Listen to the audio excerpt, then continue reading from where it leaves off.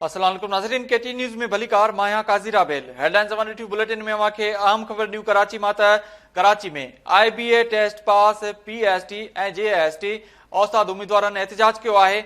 मास्तरी जे उम्मीदवारन Karachi press club का वजीर आला हाउस तरफ मार्च करने की कोशिश की हुई है। अमां खे ॿुधायूं त केतिरा ई औस्ताद गिरफ़्तार थिया आहिनि। कराची में IBA टेस्ट पास उम्मीदवारन पारां एहतजाजी मुज़ाहिरो कयो वियो आहे।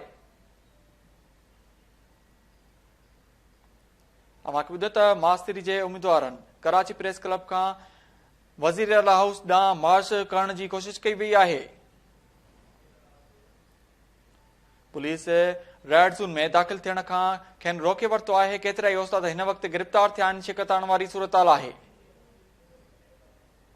अवां खे अपडेट कयूं त पुलिस रेड ज़ोन में दाख़िल थियण खां उम्मीदवारन खे रोके वरितो आहे।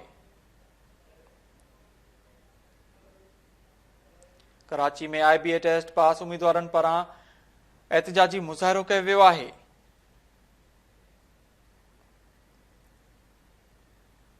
अवां खे ॿुधायो त मास्तरी जे उम्मीदवारन कराची प्रेस क्लब खां वजीर आला हाउस तरफ़ वञण की कोशिश कई आहे। केतिरा ई औस्ताद हिन वक़्तु गिरफ़्तार कया विया आहिनि। पुलिस उम्मीदवारन खे रेड ज़ोन में दाख़िल थियण खां रोके वरितो आहे। केतिरा ई औस्ताद हिन वक़्तु गिरफ़्तार कया विया आहिनि।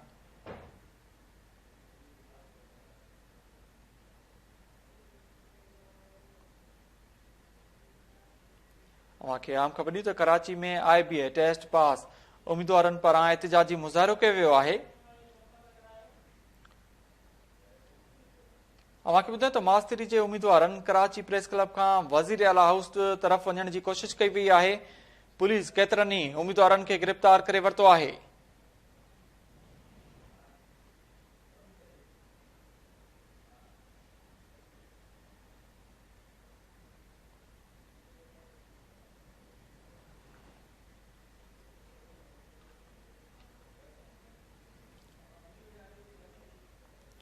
अवां खे अहम ख़बर खां कयूं त कराची में IBA टेस्ट पास उम्मीदवारन पारां एहतजाजी मुज़ाहिरो कयो वियो आहे।